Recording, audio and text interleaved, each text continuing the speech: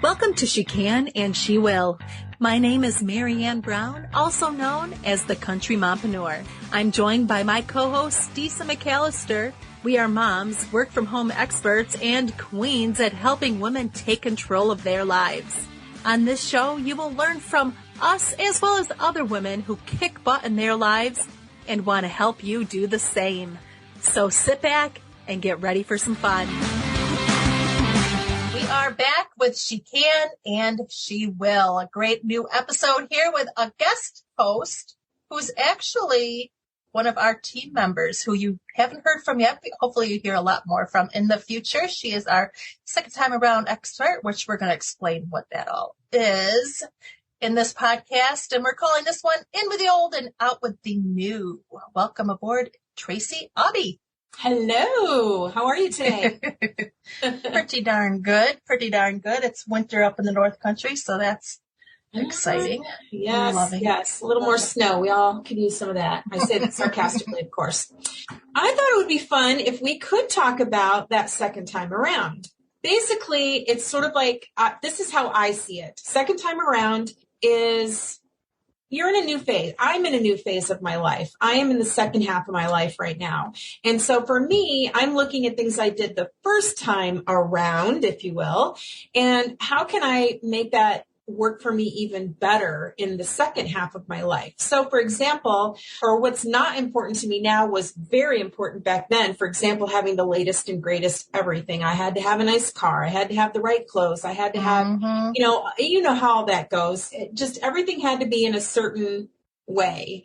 Now I'm more in tune with what I am inside, what I know better, what my beliefs are. I know better what I need to have, I don't want to say successful life, but a happy life, or, being able to do the things that I wasn't able to do back then, because back then I was working to pay all the bills and raising my daughter and, just keeping the house cleaned and making her lunches and her meals, and everything was focused on somebody else. And so now it's just me. I'm single, haven't been married for a long time. So now I'm looking at things like, what can I do to do all the things that I wanted to do back then that I couldn't do, but I have the freedom to do them now, if that makes sense. I love it. Yes. And so one of the things that I do, I not only love, and enjoy so much, but I'm able to parlay it into a little extra income, and it kind of gives me an excuse to do what I love, which is thrifting. I love thrifting. I love buying something and knowing I got a really good deal, knowing that, I don't care if it's pre-owned. So what? If it's in good shape and good condition or clean, whatever the case may be, why would I pay full, brand new price for it when I can save that money for, a trip, a weekend getaway, yes, a concert, any one of those things that I enjoy so much. So that's kind of what I wanted to talk about today. How can you do thrifting and make it, I don't want to say I can tell you how to make it profitable. I can tell you what I know and what works for me. And I can also tell you how it has enhanced my life. I like it. So now we're going to go through and talk about first some of the fun things about finding thrift store goodies. Yeah. And one of the first things is you never know what you're going to find. Exactly. Which is awesome. Can start out, I'm looking for this, but then you find something not only that you never thought you would find, but also something that you never knew you needed until you found it. So, and it's really fun. It's like the thrill of the hunt. If you find something you've been looking for and you found a really good price on it, it's so exciting. Very exciting. Yes. So yes, that is. You never know what you're going to find. And I also find when I come with you, I sometimes bring a list. Like, I want to find this, this, and this. And you don't grab the first one that you find when we're going on a full day hunting. Like when I bought that croquet set, that's the very first place we went to. I was like, oh, I found a croquet set. I really wanted one. It was like $5. And it was sort of rusty, sort of shabby. We went to like the next place. We found one for like $3. That was in way better shape. I'm like, okay, sometimes you need to calm down. not grab the first one you find.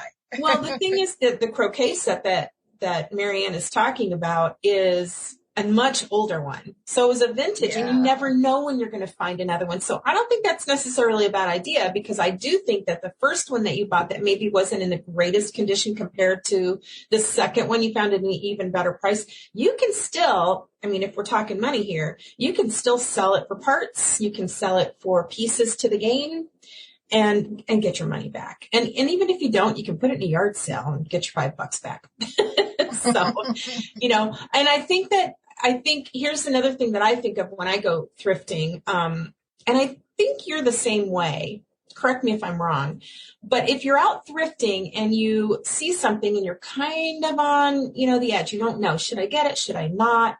I always go to, if this isn't what I think it is, or it isn't going to work for what I need it to work for, or whatever, can I live with the loss of the $3 or the $10 or whatever you're paying for it? And if I can say yes, I would not be crushed. I would be okay. Yes. I'll get it, you know, and then like you did with a croquet set. So you found another one that's even better. If you think about it, you really only paid $8 for a very cool game. Yeah. Yeah. So, very true.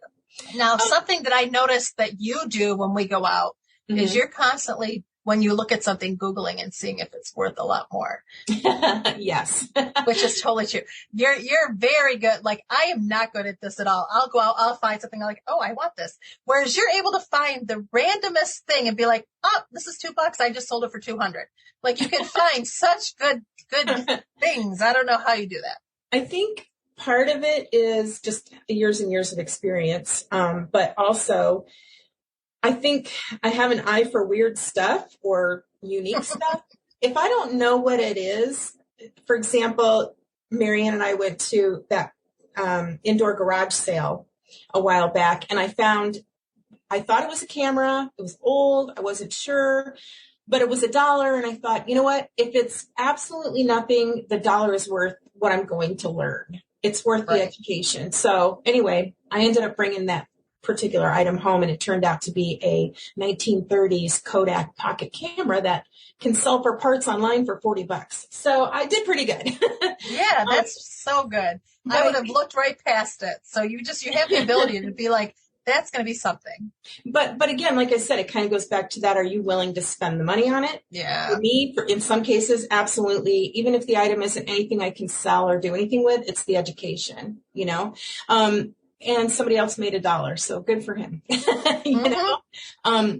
But also, I also am into it for the money to a certain point. I mean, a lot of stuff I like and I would keep forever if I had the room. But if I'm going to buy something that I think somebody else would really be interested in, I want to make sure that I'm finding the best possible deal. And so, yes, I'll go online. In particular, websites that are selling items, I'll go to their completed sales categories to see what they actually sold for. Because you can list an item for anything you want. That doesn't mean that's what it's worth. What sites are you usually looking at? Usually, if I'm like out in a thrift store somewhere, I will fall back on eBay. I usually go to eBay. I look at the completed sales. Yeah, that's a key. That's a key you should stress. Look at the completed sales, not what people are selling it for. Exactly. People sometimes look at that. Yeah, you can ask any price you want, but it's only going to sell for what somebody's worth, you know, is willing to spend. So that's why I always go to the completed sales. Now, sometimes I'll get an item and we'll just use that camera as an example, and I'll see on eBay, oh, okay, this is worth something. But when I get home, I do even more research on my computer, and I look up some of these other websites. If it's clothes, I look up Poshmark. I look to see what things have sold for. I look on even Etsy at times. I'll look and see, because sometimes people are selling vintage items, and I deal a lot in vintage items, or at least that's my primary interest. So there are a plethora of places to go. And of course, the internet is great for just the history or the detailed information about these items, you know. And sometimes you can find an item that's something you could resell and get a lot of money for, but maybe it's missing one little, I don't know, maybe it's missing a spring or it's missing something. You can go online and find that part and make yours complete and then get the big dollars for it. You know what I mean? I've been with you when you've done that. it's fun. It's really fun. And plus, who doesn't like a good deal at thrifting? I mean, I got a lot of clothes there too, because the landfills are full enough, honestly. Doesn't mean I don't buy new ever. It just means that you can buy really nice, sort of classic pieces. Maybe it's a tank top or a blazer or whatever. Why pay $200 for it if you can get it for $8? I just don't see the point in buying new sometimes. And that's another key, is spending less money on things. When I moved into my new house, a lot of the stuff I got to furnish the place was stuff we found out thrifting. Because I mean, I would want a bookshelf, but I don't want to spend $300 for a bookshelf. So you go thrifting, you can find one for $20 and paint it all super nice. So yeah. And that, why would you pay full price? I don't understand, especially, and again, I can only use myself as an example. My second half of life, I don't have a partner, so I don't have a second income. I had a really fun job throughout my life, so I chose fun over money. So I don't have much of a retirement going for me. And so I need to find ways to cut corners. And it just so happens that I love thrifting. And so it makes me really extra excited when I do find a good deal, no matter what it is. Even, dishes. I buy vintage dishes. Why not? And they look really pretty too. They look prettier than the ones you can buy at the store these days. Well, I think you have different kinds of options, because when they're new, it's what you can get today. But when you look at thrifted items that are, vintage or older, you have more variety because you're covering more decades, if that makes sense. Yeah. So, and you're better at I'll take a bookshelf, I'll paint it, I'll make it my own. But you're able to take something, you got this weird thing. I don't even know if it was a lamp to begin with. The turquoise lamps I don't know, were they lamps to begin with? You painted them turquoise. They were really pretty when you got done with them. And I know when you found them, they were super. Oh, are you talking? You got them for like $2 or $5. You got it for super cheap. Was it the heavy weighted, the pair of lamps that we got at that little country store? Yeah, that looked like nothing. Like I would have never looked at them. Oh, and you came up and you're like, I can make these nice. And then you sent me a picture a few days later, and they totally didn't look anything like they did when you bought them. They were, if it's the one I'm thinking of, they were. Yeah, it was a pair. It was a pair, and those are the ones with a round globe I put on it, right? Yes. I paid $12 for that set, and I don't think they were as old as I initially thought they were, but they were at least maybe 60s. But they were bottom heavy brass lamps with these super cool kind of curlicue designs. But anyway, I rewired them and put on some glass globes on it and spray painted it kind of a bronzy color. I think you're thinking of the turquoise glass lamp. Maybe hanging swag lamp. When you said the turquoise, that's what I was thinking. Yeah. But $12 for a pair of really cool lamps. And okay, yes, I had to buy the glass globes, but again, guess who's a thrifty shopper? Because I looked at them brand new and I thought, I'm not paying $10 or more a piece.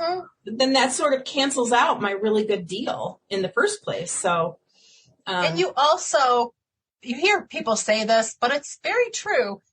Things that were made back in the day were way better made than they are now. Now you get a shelf. It's made out of that chintzy wood. I don't know what's called, chipboard. The shelves, pressboard. The stuff from back in the day was made nice and heavy and meant to last. So, I mean. Yeah. I'm with you on that too, for sure. And it's not to say that nothing is made of solid wood, but you're going to pay the price if you want to buy something new that's solid wood. Absolutely. But yeah, I mean, the quality of some of these items are so much better. Of the vintage pieces, I'm not saying I run out and buy vintage clothes and wear them. Some people do. It's not my thing, but, I'm still buying stuff that's not that old, but they're used and they're not going to the landfill quite yet. But yeah, and I think, as we get older, or as I've gotten older, I have noticed that saving money here and there, you end up with a few more doctor bills than you used to have. And like I said, you want to learn, or you want to be able to go out and do these things that you couldn't do when you were tied down. So by learning new things and being able to turn something that I've enjoyed into not a business. I mean, I could, but I'm not willing. Yeah, you could. You totally could. I don't know if I'm a little afraid to do that. You have to rent space and all that. Although we've got some coaches that we've interviewed that you need to listen to. They will help you with getting over that. I think you're right. But I do think that it's been great to be able to not only, like we mentioned earlier, the thrill of the hunt, finding something you're looking for, but also finding things you didn't know you needed and finding things that you realize are being sold at a very good price, knowing what you could get if you resell it or give the world a chance to see it and bid on it. So that's really fun. So how do you get through your day? Between work, your family, and all the in-betweens, who has the time to connect with others who face your similar struggles? Join us at our monthly Women Helping Women virtual networking sessions to make connections with other women who face your same struggles. Make new contacts, whether you are looking for business connections, accountability partners, or to build relationships.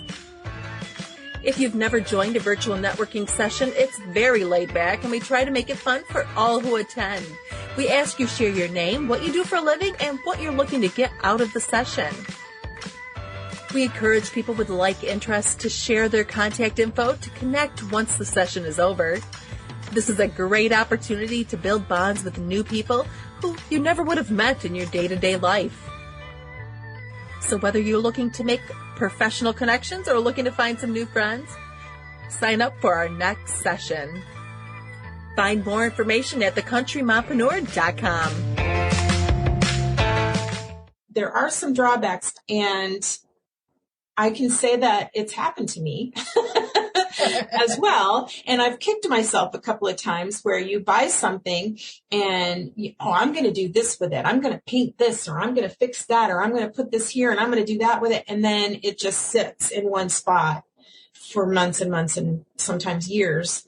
And I look at it and think, what in the world? Why did I spend this money? It's just sitting here. I'm not doing anything with it. What was my idea? Yeah, or I forgot even what I was going to do with it to begin with. Mm-hmm. I think, you get caught up in the excitement of finding something and getting creative and excited. I'm going to do this with it. And then I have done a little better with this, but I have to take a deep breath.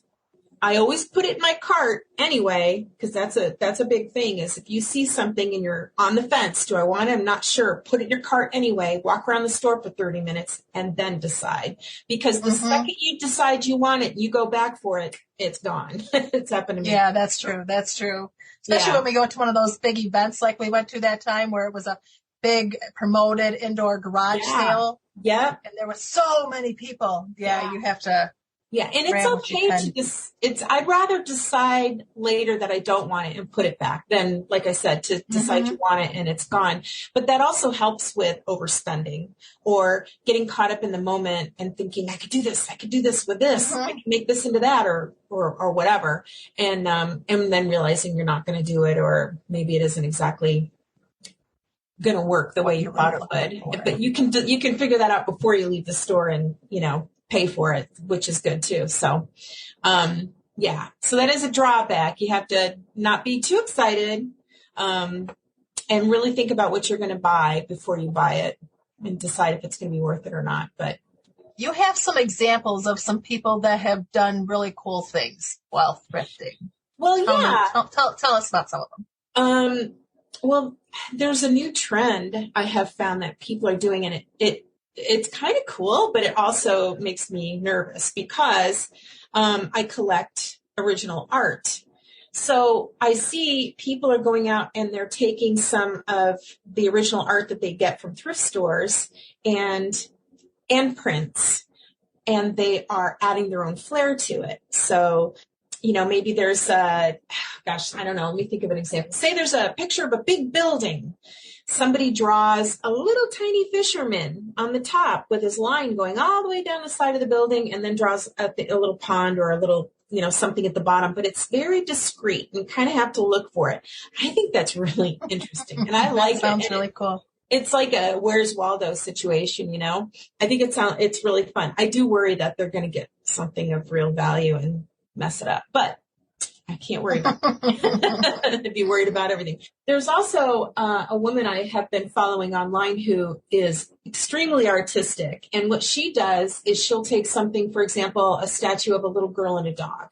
And maybe it's, very pastels, and it's really cute. And she will turn them into something very dark, like she'll turn them into skeletons and make them sort of have a Day of the Dead kind of look to them. And she does it with just about everything you can find. She turns it into something very dark. And I love it. I don't want it in my house, but I really respect her ability to see something and imagine how she can completely change it, but still leaving it in its same, she's not cutting anything up. She's just covering over it. I just think it's really interesting. And I love to see what other people do with items. And it gives me some great ideas. I have a project that I'm going to be starting here pretty quick. And it's a big basket. It's just a big wicker basket.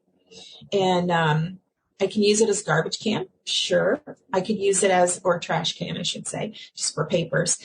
Or I can paint it and put a plant in it. And that's what I'm going to do. And there's a woman online I follow also who does she takes pieces of masking tape or painter's tape and she maps out these super creative designs on different items. And in this case, we're talking about a trash can, and she paints it and it just looks so cool once you put the plant in it. Anyway, they're inexpensive, fun ways to make your place your own, I guess. Definitely better for the budget. That's for sure. So if somebody's listening and they want to talk to you more about thrifting, how could they reach out to you? I am available on Instagram, and I'll give you the information a little bit later on so that you can pass it along. Yep, I'll include that in the show notes. You guys can reach out to Tracey if you want more information about if you are interested in starting thrifting, if you're also a thrifter and want to just share some ideas or some things that you have done and you think, oh, Tracey, what would you do with this? That would be fun to just have someone to bounce ideas off of. It would. And I would also really like to hear in what other ways have you managed to save money when it comes to thrifting. And I want to hear different ways that people have saved money or created more money for themselves doing it. Awesome. Now, one last question we end every show with is asking people, how do you stay organized? How do I stay organized? Mm-hmm. No, I'm just kidding. That's a common answer. What a coincidence. What's funny is I was never super organized until I started the second half of my life. And I think the best way that I find myself staying organized, I probably once a month, I put one afternoon aside or a couple of hours aside to just to go over everything that I feel needs to be kept up on and organized. For example, bills or just whatever's going on in your life that you have meetings and things like that. You just want to make sure everything is set for the month. That's what I've been doing. And it's really helped me to plan out that following month because I know that it's current and up-to-date, organized chaos. You know what I mean? Yeah. So that's helped a lot. It's saved me from having to look for things because the paperwork is all together, whatever it happens to be, whether it's, like I said, bills or keeping track of what I've spent thrifting and what I've made, all of that. So yeah, I just make sure I put a few hours aside, one day a month, and just go over everything and make sure everything's in line. That's where I lack in organization, and that's where I've had to work the hardest. So that's why. That's excellent. Okay, everybody, be sure to keep listening because we will have Tracey joining us in future episodes talking more. We just wanted to get you introduced to our secondhand expert. Second go around. Second time around. Yes. Okay, guys. Thank you for joining us. Have a great day. Thank you for listening. For more information, join us at thepmagency.com.